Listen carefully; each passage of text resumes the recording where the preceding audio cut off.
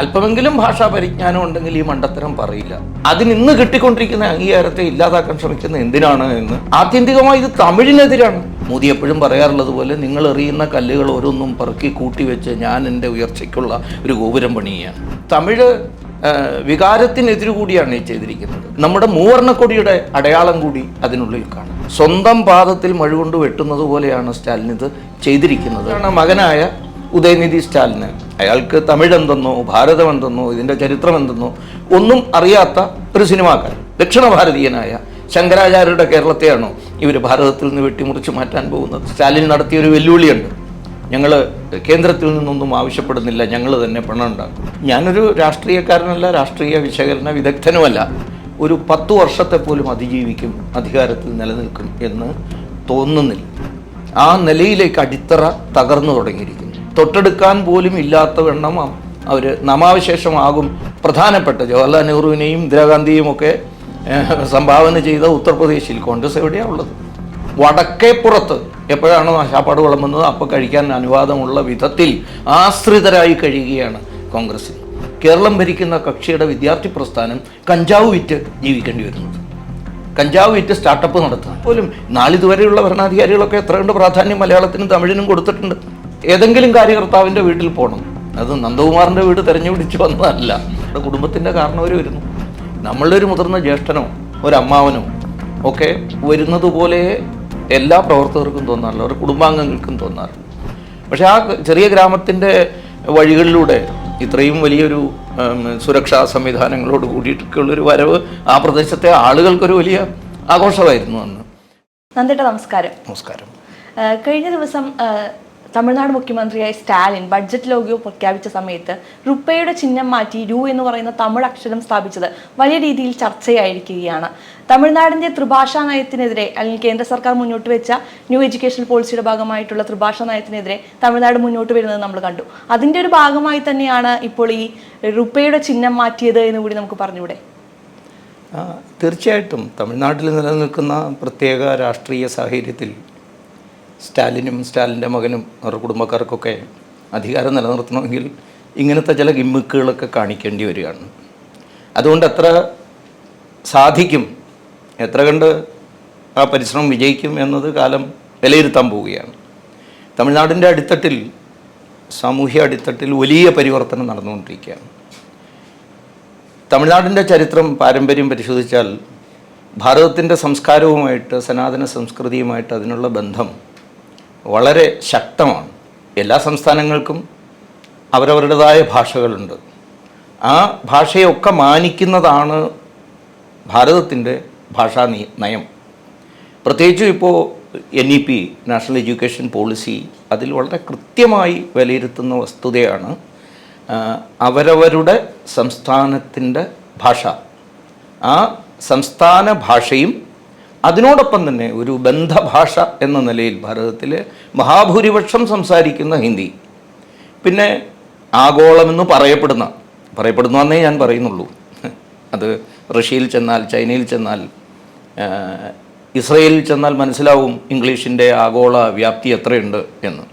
ഇരിക്കട്ടെ, എന്നാലും ഇന്നത്തെ സാഹചര്യത്തിൽ ആധുനിക സാങ്കേതികതയുമായൊക്കെ ഇടപെടേണ്ടി വരുന്ന സാഹചര്യത്തിൽ ഇംഗ്ലീഷ്, ഇങ്ങനെയൊരു ത്രിഭാഷ, അതിൽ മാതൃഭാഷ നിർബന്ധം തന്നെയാണ്. അങ്ങനെയാണ് ഇപ്പോൾ നടപ്പിലാക്കിക്കൊണ്ടിരിക്കുന്നത്.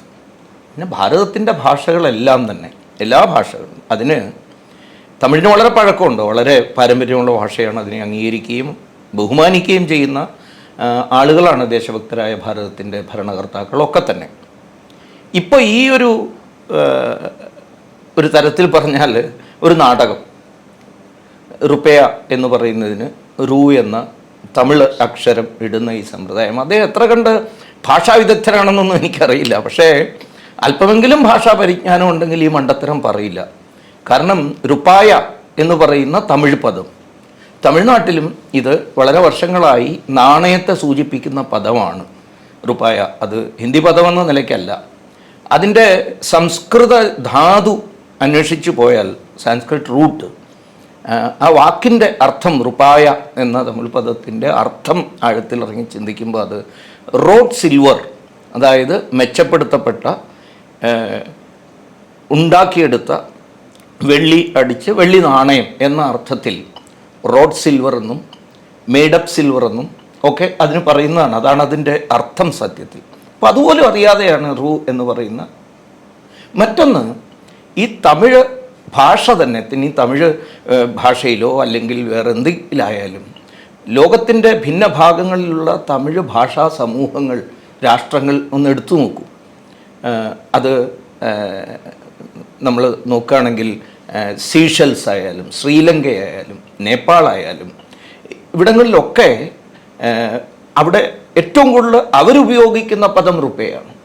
ഇന്ന് അന്തർദേശീയ തലത്തിലുള്ള കൊടുക്കൽ വാങ്ങലുകൾ, വ്യാപാര ബന്ധങ്ങളിൽ ഭാരതത്തിൻ്റെ രൂപയ്ക്ക് വലിയ പ്രാധാന്യം കിട്ടിക്കൊണ്ടിരിക്കുകയും വിനിമയത്തിനുള്ള നാണയമായി പോലും പല രാഷ്ട്രങ്ങളും അംഗീകരിച്ചിരിക്കുകയാണ് രൂപയെ. അത്തരൊരു സാഹചര്യത്തിൽ അതിനിന്ന് കിട്ടിക്കൊണ്ടിരിക്കുന്ന അംഗീകാരത്തെ ഇല്ലാതാക്കാൻ ശ്രമിക്കുന്നത് എന്തിനാണ് എന്ന് മനസ്സിലാകുന്നില്ല. അതുകൊണ്ട് തന്നെയാണ് ഞാൻ പറഞ്ഞത്, ഒരു വലിയ മണ്ടത്തരമാണ്. തമിഴ്നാടിൻ്റെ ഇന്നത്തെ ഭരണകർത്താക്കൾ നേരിടുന്ന മറ്റു പല പ്രശ്നങ്ങളെ മൂടിവെക്കാനുള്ള ഒരു പരിശ്രമമായിട്ട് ഇതിനെ നമുക്ക് കാണാൻ കഴിയുള്ളൂ. മറ്റൊരു വസ്തുത കൂടി, ആത്യന്തികമായി ഇത് തമിഴിനെതിരാണ്, തമിഴ് വികാരത്തിനെതിരു കൂടിയാണ് ഈ ചെയ്തിരിക്കുന്നത്. കാരണം ഈ റുപ്പയുടെ ഇപ്പോഴത്തെ ഈ ദേശീയ ചിഹ്നം ഡിസൈൻ ചെയ്തത് ഉദയകുമാർ എന്ന് പറയുന്ന തമിഴ്നാട്ടുകാരനായിട്ടുള്ള അണൈക്കട്ടിലെ പഴയ DMK MLA ആയ ധർമ്മലിംഗത്തിൻ്റെ മകനാണ്. DMK കുടുംബത്തിൽപ്പെട്ട ആളാണ് ഉദയകുമാർ. ഇന്ന് ഗുവാഹട്ടിയിലെ IIT പ്രൊഫസറാണ്. അദ്ദേഹമാണ് ഇത് ഡിസൈൻ ചെയ്തിരിക്കുന്നത്. അദ്ദേഹം തമിഴ്നാട്ടുകാരനായതുകൊണ്ടോ IIT പ്രൊഫസർ ആയതുകൊണ്ടോ ധർമ്മലിംഗത്തിൻ്റെ മകനായതുകൊണ്ടോ DMK കുടുംബത്തിൽപ്പെട്ട ആളായതുകൊണ്ടോ അല്ല ഇത് 2010 അംഗീകരിക്കപ്പെട്ടത്. 2010 ഇത് ദേശീയ ചിഹ്നമായി, രൂപയുടെ ചിഹ്നമായി അംഗീകരിക്കപ്പെടുന്ന സമയത്ത് അതിൻ്റെ ഒരു ഓൾ ഇൻക്ലൂസീവ്നെസ്, ഓൾ എക്സ്പ്ലിറ്റീവ്നെസ്, ഒരു തരത്തിൽ പറഞ്ഞാൽ എല്ലാം വിശദമാക്കുന്നതാണ്. അതിൽ കാണുന്നത് ദേവനാഗരിയിലുള്ള രാ മാത്രമല്ല, അത് ഇംഗ്ലീഷിലെ ആറിൻ്റെ കൂടി രൂപമാണ്.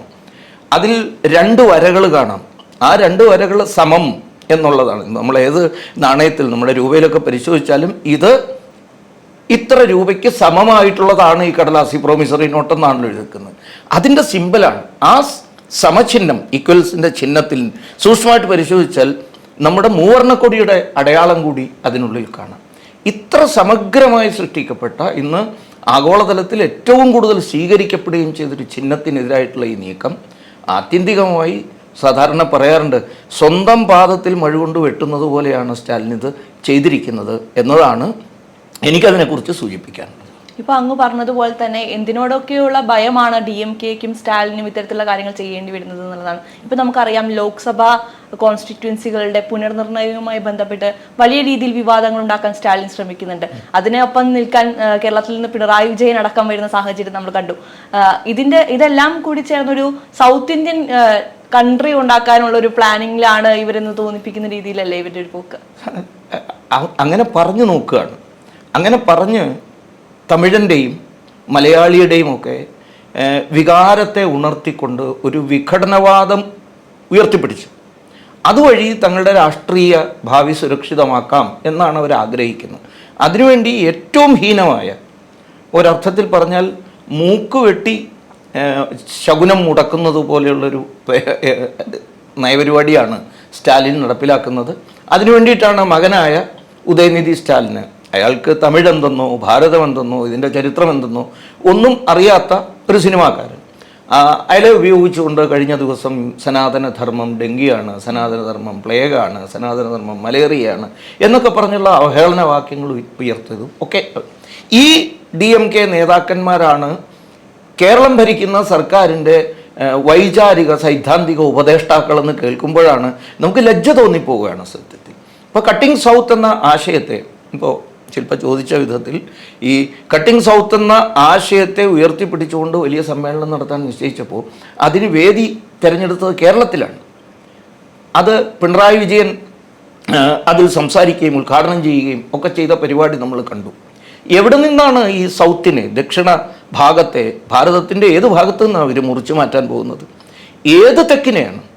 ഭാരതത്തിൻ്റെ സാംസ്കാരിക ആധ്യാത്മിക ഏകത്വത്തിന് വേണ്ടി സ്വന്തം ജീവിതത്തെ മുഴുവൻ സമർപ്പിച്ച്, ഭാരതം മുഴുവൻ ചുറ്റി സഞ്ചരിച്ച് ചതുർമഠങ്ങൾ സ്ഥാപിച്ച കേരളീയനായ, ദക്ഷിണ ഭാരതീയനായ ശങ്കരാചാര്യരുടെ കേരളത്തെയാണോ ഇവർ ഭാരതത്തിൽ നിന്ന് വെട്ടിമുറിച്ച് മാറ്റാൻ പോകുന്നത്?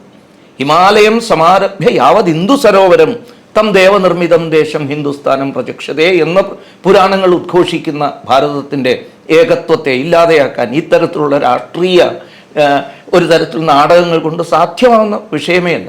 ഇതേപോലെ രാമാനുജാചാര്യൻ, ഇതേപോലെ കമ്പർ എഴുതിയ തമിഴ് രാമായണം എന്ന് പറയുന്നത് വാൽമീകി രാമായണത്തിൻ്റെ അല്ലെങ്കിൽ അധ്യാത്മ രാമായണത്തിൻ്റെ പകർപ്പ് തന്നെയാണല്ലോ. അതിൻ്റെ ഒരു ഭാഷാന്തരീകരണമാണ് നടത്തിയത്. മുഴുവൻ ഭാരതത്തിലും രാമായണത്തിന് തദ്ദേശീയ ഭാഷകളിലേക്ക് തർജ്ജമ നടന്നിട്ടുള്ളപ്പോൾ അതിൽ ഏറ്റവും ആദ്യം തർജ്ജമ ചെയ്ത് ദേശീയതയോടൊപ്പം നിൽക്കാൻ തയ്യാറായ ഒരു സമൂഹമാണ് തമിഴ് സമൂഹം.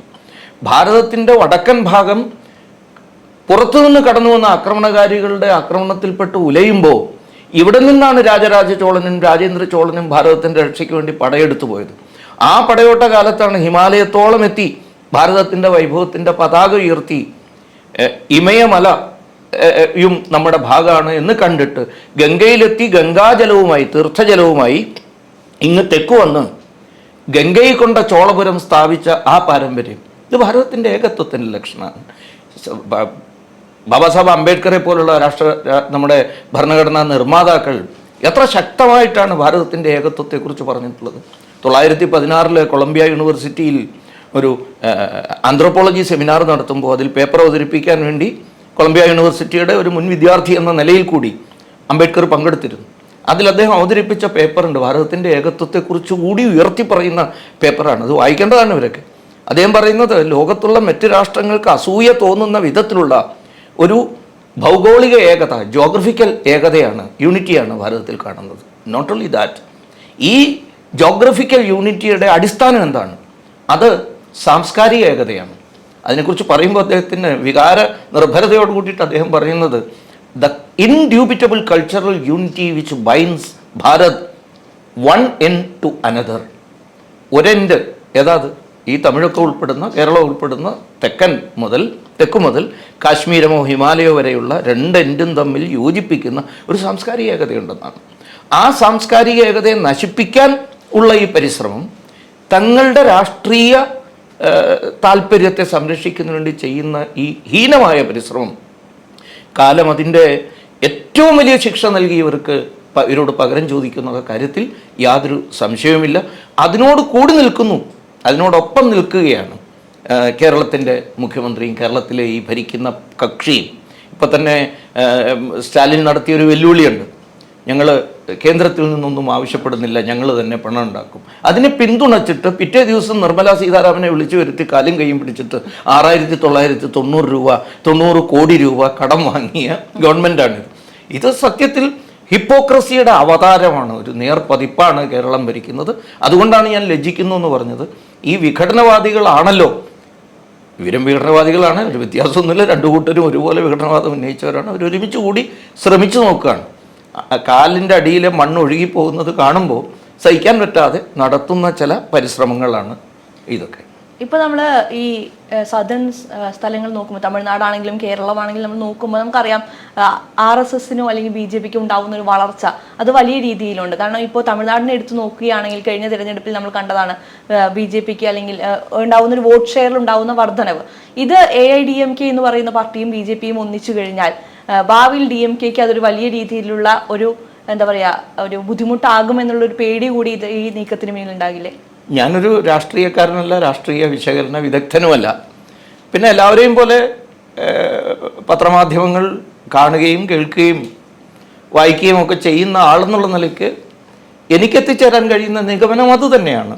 ഈ ഭാരതത്തിൻ്റെ ദക്ഷിണഭാഗം ദേശീയ പ്രസ്ഥാനങ്ങൾക്ക് ബാലികേറാമലയാണ്, ഒരു കാരണവശാലും ഇവിടെ വരാൻ സാധ്യമല്ല എന്ന് വീമ്പിളക്കിയിരിക്കുന്നവരുടെ നാട്ടിൽ തന്നെ ദേശീയ പ്രസ്ഥാനങ്ങൾ ഏറ്റവും ശക്തമായ സാന്നിധ്യം ആയി മാറുകയാണ്, ഏറ്റവും വലിയ സാന്നിധ്യം. അത് ഈ കണക്ക് പറഞ്ഞാൽ കഴിഞ്ഞ തെരഞ്ഞെടുപ്പ് കാലത്ത്, പാർലമെൻറ്റ് തെരഞ്ഞെടുപ്പ് കാലത്ത് തമിഴ്നാട്ടിൽ അതിശക്തമായ മുന്നേറ്റമാണ് വോട്ട് പെർസെൻറ്റേജിൽ വരുത്തിയത്. അതേപോലെ തന്നെയാണ് കേരളത്തിലും. നാളിതുവരെ അവർക്ക് പ്രതീക്ഷിക്കാൻ പറ്റാത്ത വിധത്തിലുള്ള നേട്ടങ്ങളും കേരളത്തിലുണ്ടാകുന്നു. ഇത് തന്നെ ആന്ധ്രാപ്രദേശിൽ സഖ്യകക്ഷി അധികാരത്തിൽ വരുന്നു.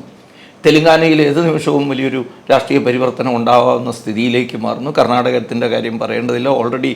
അപ്പോൾ ഗോവ, അതും ദക്ഷിണ ഭാരതത്തിൽ പെട്ടത് തന്നെയാണല്ലോ. ഗോവ എത്രയോ കാലമായി ഇവരൊക്കെ ഉദ്ഘോഷിക്കുന്ന ന്യൂനപക്ഷങ്ങൾക്ക് പ്രാമുഖ്യമുള്ള മേൽക്കൈയുള്ള സംസ്ഥാനമായിട്ട് കൂടി അവിടെ ദേശീയ പ്രസ്ഥാനങ്ങൾ ഭരിക്കുന്നു. ഇത് കേരളം ഉൾപ്പെടെയുള്ള ഭാരതത്തിൻ്റെ ദക്ഷിണ സംസ്ഥാനങ്ങളിലും ഒട്ടും വൈകാതെ തന്നെ മാറ്റം വരും എന്ന കാര്യം ഇവർക്ക് എല്ലാവർക്കും അറിയാം. ഇത് മാർക്സിസ്റ്റ് പാർട്ടിയുടെ ഈ കഴിഞ്ഞ സംസ്ഥാന സമ്മേളനത്തിൽ അവതരിപ്പിക്കപ്പെട്ട സംഘടനാ ചർച്ചയ്ക്ക് കൊടുത്ത രേഖയിൽ ഇവിടെ ദേശീയ പ്രസ്ഥാനങ്ങൾ നേടുന്ന വളർച്ചയെക്കുറിച്ച് വളരെ ആശങ്കപ്പെടുന്നതൊക്കെ കാണാം. ഇതുതന്നെയാണ് തമിഴ്നാട്ടിലെയും സ്ഥിതി. ഇതിനെ എങ്ങനെ തടയാമെന്ന് നോക്കുമ്പോഴാണ് ഞാൻ നേരത്തെ പറഞ്ഞതുപോലെ മൂക്ക് മുറിച്ചിട്ടായാലും ശകുനം മുടക്കാൻ കഴിയുമോ എന്ന് പരിശ്രമിച്ച് നോക്കുകയാണ്. അതൊരു വൃഥാ പരിശ്രമമാണ്. കാരണം ജനങ്ങൾ തിരിച്ചറിയുകയാണ് ഈ ഒരു മാറ്റം അനിവാര്യമാണ്. നമുക്ക് മുന്നോട്ട് പോകണമെങ്കിൽ ഈ ഒരു വിഭജിക്കുന്ന പ്രത്യയശാസ്ത്രങ്ങളല്ല വേണ്ടത്, യോജിപ്പിക്കുന്ന പ്രത്യയശാസ്ത്രങ്ങളാണ് വേണ്ടത്, ഒരുമിപ്പിക്കുന്നതാണ്. വിഭജനം കണ്ടെത്തുക എന്ന് പറയുന്നത് വലിയ ബുദ്ധിയൊന്നും ആവശ്യമില്ലാത്ത, രണ്ടുപേര് തമ്മിലുള്ള വ്യത്യാസങ്ങൾ കണ്ടെത്തിയിട്ട് അതിനെ ഉറക്കെ പറഞ്ഞ് അതിൻ്റെ ഒരു സംഘർഷം ഉണ്ടാക്കുക എന്ന് പറയുന്നതിന് ഞാൻ പലപ്പോഴും പറയും, അതിന് PhD MSc MPhil ഒന്നും വേണ്ട. നഴ്സറി പഠിക്കുന്ന കുട്ടികൾക്കും അറിയാം അത് പെണ്ണാണ്, ഇത് ആണാണ്, അത് വെളുത്താണ്, ഇത് കറുത്താണ് എന്നൊക്കെയുള്ള വ്യത്യാസം പറയും. ഇത് വലിയൊരു രാഷ്ട്രീയ പ്രത്യയശാസ്ത്രമായി ഉയർത്തി കാണിക്കുകയാണ് ഇവരോരോരുത്തരും, വ്യത്യസ്തതയുടെ, ജാതിയുടെ, വർഗത്തിൻ്റെ വ്യത്യാസം. പക്ഷേ ഇതിലെല്ലാം ആന്തരികമായുള്ള അന്തർലീനമായ ഏകത്വത്തെ കണ്ടെത്തുക എന്നതാണ് മഹത്വം. ഭാരതീയ ദർശനം, സനാതന ദർശനം ഏകത്വത്തിൻ്റെ ദർശനമാണ്, സമന്വയത്തിൻ്റെ ദർശനമാണ്, സമഗ്രതയുടെ ദർശനമാണ്. ആ ദർശനമാണ് നമ്മുടെ ഭാവിക്ക് നല്ലത് എന്ന് തിരിച്ചറിയുകയാണ് ഇന്ന് കേരളീയരും തമിഴരും എല്ലാവരും പറയുകയാണ്. തമിഴ്നാടില്ലാത്ത കേരളം അപൂർണമാണ്, ഭാരതീയത ഇല്ലാത്ത തമിഴ്നാട് അപകടകരവുമാണ്. ഇത് കേരളത്തെ സംബന്ധിച്ചും ശരിയാണ്. Kerala without Bharat is dangerous and Bharat without Kerala is incomplete. ഇത് പണ്ട് 10-25 വർഷങ്ങൾക്ക് മുമ്പ് മാനനീയ പരമേശ്വർജി പറഞ്ഞൊരു കാര്യമാണ്. ഭാരതീയത്വം ഉണ്ടാവണം ഓരോ സംസ്ഥാനത്തിലും, അതേപോലെ ഭാരതത്തിൽ ഈ സംസ്ഥാനമെല്ലാം ഉണ്ടാവുകയും ചെയ്യണം. അതുണ്ടാവുകയും ചെയ്യും. ഇനി ഒരാൾക്കും ഇതിനെ വീണ്ടും ഒരു വിഭജനത്തിലേക്ക് നയിക്കാൻ കഴിയില്ല. വിഭജിച്ചു പോയത് സ്വന്തം തെറ്റുകൊണ്ട്, സ്വയം കൃതാനർത്ഥത കൊണ്ട് വിഭജിച്ചു പോയ പ്രദേശങ്ങൾ ഇപ്പോൾ ഭാരതത്തോട് ചേരാൻ വേണ്ടി ശ്രമിക്കുകയാണ്. അതിർത്തിക്കപ്പുറത്ത് നടക്കുന്ന വലിയ കോലാഹലങ്ങൾ നമ്മൾ കാണുന്നുണ്ട്. നമുക്കറിയാം അവിടെ എന്താണ് സംഭവിക്കുന്നുള്ളത്. അതുകൊണ്ട് ഇവരൊക്കെ പരിശ്രമിച്ചതുകൊണ്ട് കേരളമോ തമിഴ്നാടോ ഇനി വടക്ക് കിഴക്കൻ മേഖലയോ ഒക്കെ ഭാരതത്തിൽ നിന്ന് മുറിച്ചു മാറ്റാൻ കഴിയും എന്നത് ഒരു ദിവാസ്വപ്നം മാത്രമാണ്. അതൊരിക്കലും സംഭവിക്കാൻ പോകുന്നില്ല. ഇപ്പോൾ ഈ ഹിന്ദിക്കെതിരായ വാദം തമിഴ്നാടാണെങ്കിലും കേരളമാണെങ്കിലും ഉയർത്തുന്നുണ്ട്. പക്ഷേ ഇപ്പോൾ കഴിഞ്ഞ ദിവസം പവൻ കല്യാൺ പറഞ്ഞൊരു കാര്യമുണ്ട്. ഈ ഹിന്ദി സിനിമകളാണെങ്കിലും മലയാള സിനിമകളാണെങ്കിലും തമിഴ് സിനിമകളാണെങ്കിലും മലയാള സിനിമകളാണെങ്കിലും ഹിന്ദിയിലേക്ക് മൊഴി മാറ്റി അതിൽ നിന്ന് വരുമാനം കണ്ടെത്തുന്നതിൽ ഇവർക്കാർക്കും ബുദ്ധിമുട്ടുകളില്ല. ഒപ്പം തന്നെ ബംഗാളിൽ നിന്നും അല്ലെങ്കിൽ മറ്റ് സംസ്ഥാനങ്ങളിൽ നിന്നും ആളുകൾ വന്ന് ഈ കേരളത്തിലാണെങ്കിലും തമിഴ്നാട്ടിലാണെങ്കിലും ജോലി ചെയ്യുന്നുണ്ട്. അതുമൂലം ഇന്ത്യയിലേക്ക് അല്ലെങ്കിൽ നമ്മുടെ നാട്ടിലേക്ക് വരുന്ന വരുമാനം അതും ഈ രണ്ട് സർക്കാരുകൾക്കും വേണം. പക്ഷേ ഹിന്ദി മാത്രം വേണ്ട എന്ന് പറയുന്ന നിലപാട് അതൊരു ഇരട്ടത്താപ്പിന്റെ കൂടെ ലക്ഷണമല്ലേ? ഇരട്ടത്താപ്പാണ്, സ്വാർത്ഥതയാണ്. ഇതിനെല്ലാം അപ്പുറം ഞാൻ നേരത്തെ പറഞ്ഞതുപോലെ ഒരു ഉറച്ച ശാസ്ത്രീയമായൊരു ദർശനത്തിൻ്റെ അഭാവം കൊണ്ടാണ് ഇതൊക്കെ സംഭവിക്കുന്നത്. ഇപ്പോൾ സാധാരണ പറയില്ലേ, അന്നേരം കാണുന്ന ആളെ വിളിക്കുന്ന ഒരു സംവിധാനമാണ് ഇവർക്ക് എല്ലാവർക്കും ഉള്ളത്. ആദ്യകാലം മുതൽ നോക്കൂ, സത്യത്തിൽ തമിഴിനെതിരായി ഏറ്റവും കൂടുതൽ സംസാരിച്ചിട്ടുള്ളത് DMKയുടെ സ്ഥാപക നേതാവായിട്ടുള്ള EV രാമസ്വാമി നായിക്കരാണ്. തമിഴിനെക്കുറിച്ച് അദ്ദേഹം പറഞ്ഞ പദങ്ങൾ, മോശപ്പെട്ട തെറി വാക്കുകൾ, എനിക്കിത് ഒരു പരസ്യമായ ഇതിലൂടെ പറയാൻ സാധ്യമില്ല. അത്രയ്ക്ക് തമിഴ് എന്താ ഉള്ളത് എന്ന് ചോദിച്ച EV രാമസ്വാമി നായ്ക്കർ സ്ഥാപിച്ച ദ്രാവിഡ കഴക DK മൂവ്മെൻറ്റിൽ പെട്ടതാണ്. അതിൽ അഭിമാനം കൊള്ളുന്നവരാണ് ഇവർ. പക്ഷേ അപ്പോൾ അന്ന് തമിഴിനെതിരായിരുന്നു. ഇന്ന് തമിഴിൻ്റെ കാര്യം പറഞ്ഞാലേ നമുക്ക് നമ്മുടെ രാഷ്ട്രീയ ഭാവി ഉണ്ടാവുള്ളൂ എന്ന് പറയാം. പിന്നെ വീട്ടിലേക്ക് പൈസ വരണമെന്നുണ്ടെങ്കിൽ ഉദയനിധി സ്റ്റാലിൻ്റെ സിനിമയും കഴിയുമെങ്കിൽ തമിഴിലേക്ക് മൊഴിമാറ്റം നടത്തി അതിൽ നിന്ന് പൈസ ഉണ്ടാക്കാൻ വേണ്ടി ശ്രമിക്കുക. ഉദയനിധി സ്റ്റാലിൻ നടത്തുന്ന സ്കൂളിൽ ഹിന്ദി പഠിപ്പിക്കുക, സ്വന്തം മക്കളെ ഹിന്ദി പഠിപ്പിക്കുക. അവർക്ക് ഡൽഹിയിൽ സ്ഥാനം വേണമെങ്കിൽ ഹിന്ദിയൂടെ പഠിച്ചെങ്കിലേ പറ്റൂ, അത് ചെയ്യാം. പക്ഷേ നിരക്ഷരകുക്ഷികളായ ബഹുഭൂരിപക്ഷം വരുന്ന സ്വന്തം സംസ്ഥാനത്തിലെ ജനങ്ങളെ തെറ്റായ ഈ ഭാഷാവികാരം ഉണർത്തി തങ്ങളോടൊപ്പം നിർത്താൻ വേണ്ടി ശ്രമിക്കുക. എന്തൊരു ഹീനമായ, എത്ര നീചമായ പ്രവൃത്തിയിലാണ് ഇവർ ഓരോരുത്തരും ഏർപ്പെടുന്നത് എന്ന് ആലോചിച്ച് നോക്കാം. ഇതിൻ്റെ പേരിൽ പലപ്പോഴും കോളേജുകളിൽ, യൂണിവേഴ്സിറ്റികളിൽ, സെൻട്രൽ യൂണിവേഴ്സിറ്റികളിലൊക്കെ കലാപങ്ങൾ ഉണ്ടാക്കാൻ വേണ്ടി ശ്രമിക്കുകയാണ്. ഉത്തർപ്രദേശിൽ നിന്നോ ബീഹാറിൽ നിന്നോ എത്തുന്ന പാവപ്പെട്ട വിദ്യാർത്ഥികൾ, അവർക്ക് അവിടെ അഡ്മിഷൻ കിട്ടി, ബാംഗ്ലൂരോ തമിഴ്നാട്ടിലോ ഉള്ള സെൻട്രൽ യൂണിവേഴ്സിറ്റിയിൽ അഡ്മിഷൻ കിട്ടിക്കഴിഞ്ഞാൽ ദിവസേന ഒരു പീഡനങ്ങൾ നേരിടുകയാണ്. ഇതേ കാര്യം ഇനി നാളെ ഡൽഹിയിലോ ഉത്തർപ്രദേശിലോ പാറ്റ്നയിലോ ഒക്കെ തുടങ്ങിയാൽ എന്തായിരിക്കും അവസ്ഥ? ഇത് കത്തിച്ചെടുക്കാൻ വളരെ ഒരു കുഴപ്പമില്ലാത്ത അല്ലെങ്കിൽ നിഷ്പ്രയാസം സാധിക്കുന്ന ഒരു വലിയ മാരകമായ നാരക അഗ്നിയാണിത്. ഇതുവരെ അറിയാതെ അത്തരമൊരു പ്രവൃത്തിയിലേക്ക് നീങ്ങുകയാണ്. സ്വാർത്ഥത കൊണ്ട്, ഇരട്ടത്താപ്പാണോ, അതിനെല്ലാം ഉപരിയായിട്ട് രാഷ്ട്രസംബന്ധിയായ, രാഷ്ട്രത്തിൻ്റെ ഭാവിയെ സംബന്ധിക്കുന്ന ഒരു ഉറച്ച അടിത്തറയുടെ അഭാവമാണ് ഇവരെ കൊണ്ട് ഇതെല്ലാം ചെയ്യിപ്പിക്കുന്നത്. എന്തായിരിക്കും ഈ സ്റ്റാലിൻ്റെയും അല്ലെങ്കിൽ ഇത് പിന്തുണയ്ക്കുന്ന കേരള സർക്കാരിൻ്റെയും ഭാവി എന്നാണ് എനിക്ക് തോന്നുന്നത്? ഞാൻ നേരത്തെ പറഞ്ഞല്ലോ, ഇവർക്ക് രണ്ടു കൂട്ടർക്കും എനിക്ക് തോന്നുന്നില്ല ഈ പ്രത്യയശാസ്ത്രങ്ങൾ ഒരു 10 വർഷത്തെ പോലും അതിജീവിക്കും, അധികാരത്തിൽ നിലനിൽക്കും എന്ന് തോന്നുന്നില്ല. ആ നിലയിലേക്ക് അടിത്തറ തകർന്നു തുടങ്ങിയിരിക്കുന്നു. ഉള്ളു പൊള്ളയാണ് എന്ന് സാധാരണ ജനങ്ങൾ ബോധ്യപ്പെട്ടു തുടങ്ങുകയാണ്. അതിനി കുറച്ചുകൂടി വ്യാപകമാകുന്നത് വഴിക്ക് അവരുടെ രാഷ്ട്രീയ ഭാവി തന്നെ വലിയ അപകടത്തിലേക്കാവും. 10-25 വർഷങ്ങൾക്ക് മുമ്പ് കോൺഗ്രസ് ഈ വഴി തുടർന്നു കഴിഞ്ഞാൽ ഭാരതത്തിൽ പല സംസ്ഥാനങ്ങളിലും അവരെ തൊട്ടെടുക്കാൻ പോലും ഇല്ലാത്തവണ്ണം അവർ നാമാവശേഷമാകും എന്ന് നമ്മളിൽപ്പെട്ട ചില ആളുകളൊക്കെ അന്ന് പറഞ്ഞപ്പോൾ പലരും പരിഹസിച്ചു. കോൺഗ്രസ് ഭാരതത്തിന് സ്വാതന്ത്ര്യം നേടിത്തുന്ന പ്രസ്ഥാനമാണ്, ഇത് മുഴുവനായിട്ടുള്ള പ്രസ്ഥാനം എങ്ങനെയാണ് നാമാവശേഷമാവുക എന്ന് ഇന്ന് നമ്മൾ കാണുകയാണ്. കോൺഗ്രസ് പല പ്രധാനപ്പെട്ട ജവഹർലാൽ നെഹ്റുവിനെയും ഇന്ദിരാഗാന്ധിയും ഒക്കെ സംഭാവന ചെയ്ത ഉത്തർപ്രദേശിൽ കോൺഗ്രസ് എവിടെയാണ് ഉള്ളത്? കോൺഗ്രസിൻ്റെ സ്ഥാനം എവിടെയാണ്? അവിടങ്ങളിലുള്ള ചില പ്രാദേശിക കക്ഷികളുടെ വടക്കേപ്പുറത്ത് എപ്പോഴാണോ ആശാപ്പാട് വിളമ്പുന്നത് അപ്പോൾ കഴിക്കാൻ അനുവാദമുള്ള വിധത്തിൽ ആശ്രിതരായി കഴിയുകയാണ് കോൺഗ്രസിന്. ഇത് നാളെ ഈ ദേശീയ വിരുദ്ധ നിലപാടെടുത്തുകൊണ്ട് മുന്നോട്ട് പോകുന്ന ഈ കൂട്ടർക്കെതിരെ യുവജനങ്ങൾ അതിശക്തമായി തിരിഞ്ഞു വരും എന്ന കാര്യത്തിൽ സംശയമില്ല. ഞാൻ നേരത്തെ പറഞ്ഞതുപോലെ ഇപ്പോൾ കേരളത്തിൽ തന്നെ ഈ പ്രത്യയശാസ്ത്രത്തിൻ്റെ ഉറച്ച അടിത്തറ ബലമായി ജനങ്ങളെ പ്രചോദിപ്പിക്കാൻ ഉതകുന്ന, നിഷേധാത്മകമായ പ്രത്യയശാസ്ത്രം കൊണ്ട് എല്ലാ കാലത്തും ജനങ്ങളെ ഒരുമിച്ച് നിർത്താൻ പറ്റില്ല. അവർക്ക് ഭാവാത്മകമായത് വേണം.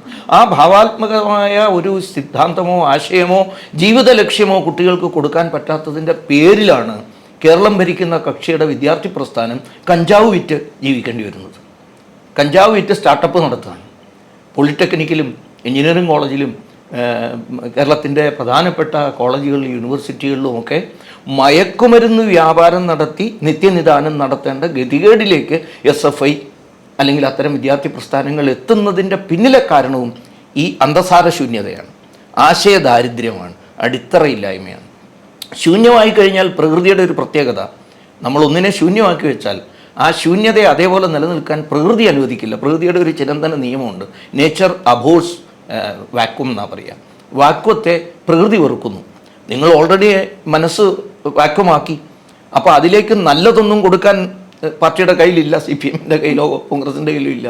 അതുകൊണ്ട് ആ ശൂന്യമായ യുവ മനസ്സുകളിൽ കുടിയേറി പാർക്കുന്നത് ഒരു തരം നിരാശാവാദവും ക്രൂരമായ വാസനകളും സാമൂഹ്യ വിരുദ്ധ പ്രവർത്തനങ്ങളുടെയും ഒക്കെ ആയിട്ടുള്ള ആശയങ്ങൾ, മനുഷ്യത്വ വിരുദ്ധമായ ആശയങ്ങൾ കടന്നുകൂടുന്നതിൻ്റെ ദുഷ്പരിണാമവും നമ്മൾ കണ്ടു തുടങ്ങിക്കഴിഞ്ഞു. അതിൽ നിന്ന് കുതറി മാറും ജനങ്ങൾ, യുവാക്കൾ അതിൽ നിന്ന് കുതറി മാറും. അവർക്ക് വേണം ഒരു വെളിച്ചം, നാളെ മുന്നോട്ട് പോകാൻ ഒരു പ്രകാശം അവർക്ക് ആവശ്യമാണ്. ആ പ്രകാശം എവിടെ നിന്നാണ് കിട്ടുന്നതെന്ന് അന്വേഷിച്ച് അവർ കുടി മാറും. അതോടുകൂടി രണ്ടു തരത്തിലുള്ള കുടിയും മാറും. ഇന്ന് അവർ ആശ്രയിക്കുന്ന കുടിയും മാറും, താമസിക്കുന്ന കുടിയും മാറും. അങ്ങനെ വരുമ്പോൾ പറഞ്ഞതുപോലെ ഞാൻ വെറുമൊരു പ്രതീക്ഷ മാത്രം പറഞ്ഞതല്ല, സംഭവിക്കാൻ പോകുന്നൊരു കാര്യമാണ്. കേരളമായാലും തമിഴ്നാടായാലും ഈ ദേശവിരുദ്ധ ആശയങ്ങൾ മാറ്റാൻ പാർട്ടി നേതൃത്വം തയ്യാറില്ലാതെ ഇത് തന്നെ തുടർന്നാൽ ഈ രാഷ്ട്രീയ ഭൂപടങ്ങളിൽ നിന്ന് അവർ നിശേഷം തുടച്ചു മാറ്റപ്പെടും. ഇതേ സമയം മറുപുറത്തേക്ക് നമ്മൾ നോക്കുകയാണെങ്കിൽ ഇപ്പോൾ കഴിഞ്ഞ തവണ നരേന്ദ്രമോദി തമിഴ്നാട് വന്ന സമയത്ത് അദ്ദേഹം അവിടെ എല്ലാവർക്കും ഒരു ഒരു എക്യുപ്മെന്റ് കൊടുത്തത് ചെവിയിൽ എന്ന് വെച്ചാൽ നരേന്ദ്രമോദി ഹിന്ദിയിൽ സംസാരിക്കുന്നത് തമിഴിൽ ജനങ്ങളിലേക്ക് എത്തുന്ന രീതിയിലുള്ള സംവിധാനങ്ങൾ ഏർപ്പെടുത്താൻ ശ്രമിക്കുകയുണ്ടായി. അതിൽ വരുന്ന തെറ്റുകുറ്റങ്ങൾ മനസ്സിലാക്കി അടുത്ത പ്രാവശ്യം അതും എല്ലാം കൃത്യമായി മാറ്റിയെടുത്തുകൊണ്ട് പൂർവാധികം ശക്തിയോടെ നിങ്ങളിലേക്ക് എത്തുമെന്ന് പറഞ്ഞുകൊണ്ടാണ് അദ്ദേഹം മടങ്ങുന്നത്. അത്തരത്തിൽ ജനങ്ങളിലേക്ക് ആഴ്ന്നിറങ്ങാൻ നരേന്ദ്രമോദിക്ക് മറുഭാഗത്ത് സാധിക്കുന്നുണ്ട്. അത് ഒരു വലിയ രീതിയിലുള്ള ഒരു പോസിറ്റീവ് ഇമ്പാക്റ്റിലേക്ക് നീങ്ങില്ലേ? തീർച്ചയായിട്ടും, അതാണ് ഞാൻ പറഞ്ഞത്. അത് മാറ്റം ഉണ്ടാവുകയാണ്. നരേന്ദ്രമോദിയുടെ പ്രത്യേകത അല്ലെങ്കിൽ അതേപോലത്തെ യഥാർത്ഥ ദേശീയ നേതാക്കന്മാരുടെ പ്രത്യേകത നിങ്ങൾ പരിശോധിച്ചാൽ ഒരു കാര്യം മനസ്സിലാവും. അവർ ഈ തരം പിത്തലാട്ടങ്ങൾക്കൊന്നും മറുപടി പറയാൻ നിൽക്കുന്നില്ല. ഇവർ പറയുന്ന ദുരാരോപണങ്ങൾക്കൊക്കെ ഉത്തരം കൊടുക്കാൻ ഇവർ നിൽക്കുന്നില്ല. മോദി എപ്പോഴും പറയാറുള്ളത് പോലെ നിങ്ങൾ എറിയുന്ന കല്ലുകൾ ഓരോന്നും പെറുക്കി കൂട്ടി വെച്ച് ഞാൻ എൻ്റെ ഉയർച്ചയ്ക്കുള്ള ഒരു ഗോപുരം പണിയുകയാണ്. ആ ഗോപുരം ഞാൻ പണിഞ്ഞുകൊണ്ടേയിരിക്കും, ആ പടി. അല്ലാതെ ഇതിന് മറുപടി ഞാൻ പറയുന്നില്ല. അതാണ് അദ്ദേഹം തമിഴിനെതിരല്ല, അദ്ദേഹത്തിന് തമിഴ് അറിയില്ല. എന്നാൽ പോലും തമിഴിന് ഇത്രയേറെ പ്രാധാന്യം ഭാരതമൊട്ടാകെ നൽകിയ മറ്റൊരു ഭരണാധികാരി ഭാരതത്തിലുണ്ടായിട്ടില്ല. അദ്ദേഹമാണ് ഒരർത്ഥത്തിൽ പറഞ്ഞാൽ തമിഴ്നാടിൻ്റെ വീരാംഗനയായ വേലു നാച്ചിയാരെ, നമ്മളെല്ലാവരും അറിയാമായിരിക്കാം, ബ്രിട്ടീഷുകാർക്കും ആർക്കോട്ട് നവാബിനും എതിരെ ഒരേ സമയം പോരാടിയ ശിവഗംഗയിലെ ധീരയായ വേലു നാച്ചിയാർ. വേലു നാച്ചിയാർ ഇന്ന് ഭാരതത്തിൻ്റെ സ്വാതന്ത്ര്യ സമര നായികമാരിൽ പ്രധാനിയായി ഡൽഹിയിൽ പ്രതിഷ്ഠിതയായിരിക്കുകയാണ് അവരെ. ഇതേപോലെ ഒട്ടനവധി ധീരനായകന്മാർ, മറന്നുപോയ ഓരങ്ങളിലേക്ക് മാറ്റി നിർത്തപ്പെട്ട ആ ധീരനായകന്മാരെയും നായികമാരെയും ഇന്ന് ലോകമറിയുന്നത് ബഹുമാനപ്പെട്ട നരേന്ദ്രമോദി നടത്തിയ ഈ പരിശ്രമങ്ങളിലൂടെ. അതുപോലെയാണ് ഈ ഭാഷയുടെ കാര്യത്തിൽ സൈമിൾട്ടേനിയസ് ആയിട്ട് നിങ്ങൾക്ക് കേൾക്കാം. ഇതേപോലെ തന്നെയാണ് ഒരു വലിയ സാംസ്കാരിക സംഗമം അദ്ദേഹം നടത്തിക്കൊണ്ടിരിക്കുകയാണ്, തമിഴ് കാശി സംഗമം. തമിഴ്നാട്ടിലെ പണ്ഡിതന്മാരായ ആളുകൾ കാശിയിലേക്ക് പോകുന്നു, തമിഴിൻ്റെ പാരമ്പര്യത്തെക്കുറിച്ച് അവിടെ സംസാരിക്കുന്നു. കാശിയിലെ എന്ന് വെച്ചാൽ രണ്ട് ഭാഗങ്ങളിലുള്ള ആളുകൾ തമ്മിലുള്ള സംഗമത്തിന് ഇത്രയേറെ പ്രാധാന്യം നൽകുകയാണ്. എത്രയോ പ്രസംഗങ്ങളിൽ അദ്ദേഹം പറയുന്നു തമിഴിൻ്റെ ഭാഷാ പഴക്കം അത് സംസ്കൃതവും കടന്ന് പ്രാകൃതത്തോളം എത്തുന്നതാണ്. വെച്ചാൽ പ്രാകൃതത്തിൽ നിന്നാണല്ലോ തമിഴുമൊക്കെ ഉരുത്തിരിഞ്ഞു വന്നത്. ആ പാരമ്പര്യമാണ് തമിഴിനുള്ളത് എന്ന് പറയാൻ ഒരു മടിയും കാണിക്കാത്ത ഒരു ഭരണാധികാരി. ഇത് തിരിച്ചറിയുന്ന ആൾക്കാർ, അദ്ദേഹത്തിൻ്റെ ഇപ്പോൾ ഇവർ ഏറ്റവും കൂടുതൽ പേടിക്കുന്നത് അദ്ദേഹം സംസാരിക്കുന്നത് നേരിട്ട് തമിഴിൽ അവർ കേൾക്കുമ്പോൾ അതൊരു വലിയ ഞെട്ടലുള്ള വാക്കാണ്. ഇതാണ് സംഭവിക്കുന്നത്. ഇപ്പോൾ മലയാളത്തിനോട്, കേരളത്തിനോട് അദ്ദേഹം കാണിക്കുന്ന ഒരു താല്പര്യം എത്ര കണ്ട് വലുതായിട്ട്. ഇതൊരു ഭരണാധികാരിയുടെ ഔദാര്യമൊന്നുമല്ല, നമ്മൾ അറിയിക്കുന്നതാണ്, യാതൊരു സംശയവുമില്ല. പക്ഷേ എന്നാൽ പോലും നാളിതുവരെയുള്ള ഭരണാധികാരികളൊക്കെ എത്ര കണ്ട് പ്രാധാന്യം മലയാളത്തിനും തമിഴിനും കൊടുത്തിട്ടുണ്ട് എന്ന് അദ്ദേഹം അത് കൊടുക്കുന്നു. അതുകൊണ്ട് വൻതോതിലുള്ള മാറ്റം യുവാക്കളുടെ ഇടയിൽ, ചിന്തിക്കുന്ന സമൂഹത്തിൻ്റെ ഇടയിൽ ഉണ്ടാവുകയാണ്. അതുകൂടിയാണ് കാരണം ഈ മാറുന്ന വോട്ട് രീതികൾ, സമ്മതിദാനത്തിൽ വരുന്ന മാറ്റങ്ങളുടെ ഒക്കെ പിന്നിൽ ഇതാണ് പ്രവർത്തിക്കുന്നത്. നന്ദേട്ടനോട് പേഴ്സണലി ഒരു കാര്യം ചോദിക്കട്ടെ. ഇപ്പോൾ കഴിഞ്ഞ തവണ മോഹൻജി ഭാഗവത് കേരളത്തിലെത്തിയ സമയത്ത് നന്ദേട്ടൻ്റെ വീട്ടിലേക്ക് വരികയുണ്ടായി. എങ്ങനെയുണ്ടായിരുന്നു ആ ഒരു അനുഭവം? മോഹൻജി പന്തളത്തിനടുത്തുള്ള ആറന്മുളയിലെ ചെറുവൽപ്പുഴയിലെ ഹിന്ദു മഹാസമ്മേളനത്തിൽ പങ്കെടുക്കാൻ എത്തിയതാണ്. അപ്പോൾ അതിനടുത്തുള്ള ഏതെങ്കിലും കാര്യകർത്താവിൻ്റെ വീട്ടിൽ പോകണം. അത് നന്ദകുമാറിൻ്റെ വീട് തിരഞ്ഞുപിടിച്ച് വന്നതല്ല, അതിനടുത്തുള്ള ഒരു സംഘകാര്യകർത്താവ്, അത് സംഘത്തിൻ്റെ അധികാരികളുടെ സാധാരണയുള്ള പഴക്കാണ്. പിന്നെ അദ്ദേഹം പ്രത്യേകിച്ചും അഖില ഭാരതീയ തലത്തിൽ ചുമതല നോക്കുന്ന ഒരു പ്രവർത്തകൻ്റെ വീട് അതിന് പരിസരത്തുണ്ടെന്ന് മനസ്സിലാക്കിയപ്പോൾ അവിടെ ഒന്ന് പോകണം എനിക്ക് എന്ന് അദ്ദേഹം, അത് സംഘത്തിൻ്റെ ഒരു രീതിയാണ്. എവിടെ സംഘ അധികാരികൾ പോയാലും അവർ ഏതെങ്കിലും ഒരു പ്രവർത്തകൻ്റെ വീട്ടിലാണ് ഭക്ഷണം കഴിക്കുക, ഏതെങ്കിലും ഒരു പ്രവർത്തകൻ്റെ വീട്ടിലാണ് ഇനി രാത്രി തങ്ങണമെങ്കിൽ തങ്ങുക, ഹോട്ടലിലോ വേറെ ഏതെങ്കിലും ഓഫീസ് കെട്ടിടങ്ങളിലോ അല്ല. അങ്ങനെ അദ്ദേഹം പിന്നെ എന്നെയും അവിടുന്ന് അറിയിച്ചു. അദ്ദേഹം അല്ല സത്യത്തിൽ അറിയിച്ചത്, കേരളത്തിൽ നിന്ന് അറിയിച്ചത് സർസംഖ്യാലക വരുന്ന സമയത്ത് വീട്ടിൽ വരുന്നുണ്ട് എന്ന് വരും. വളരെ അദ്ദേഹം വരുമ്പോൾ അതൊരു വലിയ ചുമതലപ്പെട്ട ഏതോ ഒരു വലിയ ആൾ വരുന്നു എന്ന് ആർക്കും തോന്നാറില്ല. നമ്മുടെ കുടുംബത്തിൻ്റെ കാരണവർ വരുന്നു, നമ്മളുടെ ഒരു മുതിർന്ന ജ്യേഷ്ഠനോ ഒരമ്മാവനോ ഒക്കെ വരുന്നത് പോലെ എല്ലാ പ്രവർത്തകർക്കും തോന്നാറില്ല, അവരുടെ കുടുംബാംഗങ്ങൾക്കും തോന്നാറില്ല.